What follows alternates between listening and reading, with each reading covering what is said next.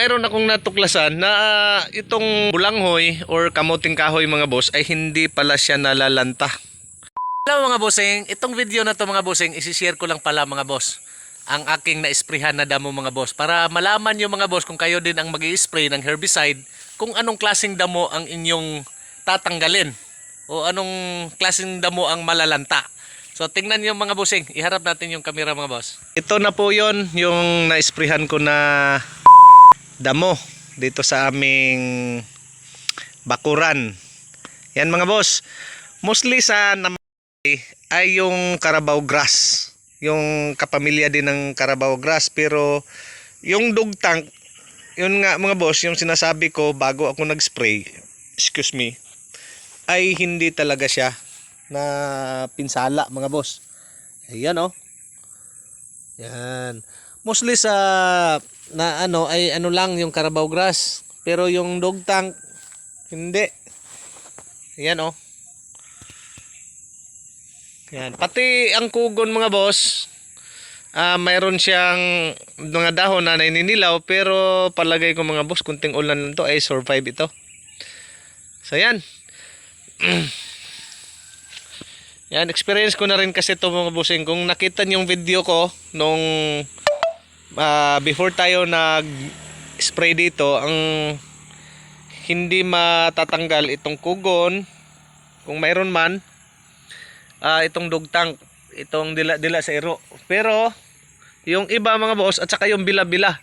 Yung bila-bila naman mga bossing, yung paragis ay binunot ko na. Kasi alam ko hindi naman talaga maano yon sa kuan, sa ini-spray natin.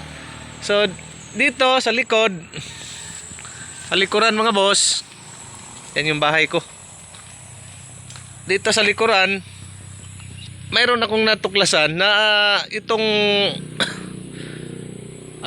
bulanghoy or kamuting kahoy mga boss ay hindi pala siya nalalanta sa ground plus. So pwede pala kayong magtanim ng bulanghoy or kamuting kahoy, tapos pag marami na po siyang damo ay sprayhan yun lang ng ground plus, ay lilinis yan. Pero pag napapansin mo ninyo naman mga bossing, pag halimbawa marami itong bulanghoy na to, maraming kamuting kahoy na to, yung ilalim naman yan napakalinis. Pero yan oh, di ba, pag maliit pa, pwede nyo palang sprayhan siya ng ground plus. Hindi pala siya nalalanta mga boss oh, tumitingkad pa yung kulay niya. So yan mga bossing, mayroon akong panibagong natutunan, pati itong Madre de Cacao. Pag nagtanim pala tayo ng kamuting kahoy, siyempre bata pa yung kamuting kahoy nyo, hindi pa malaki.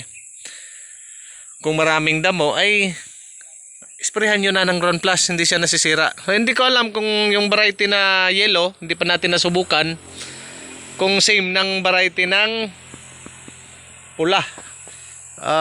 Ang laman nito ay puti. Yan, baka naman yung yellow tapos nakita nyo tong video na to ay hindi pala.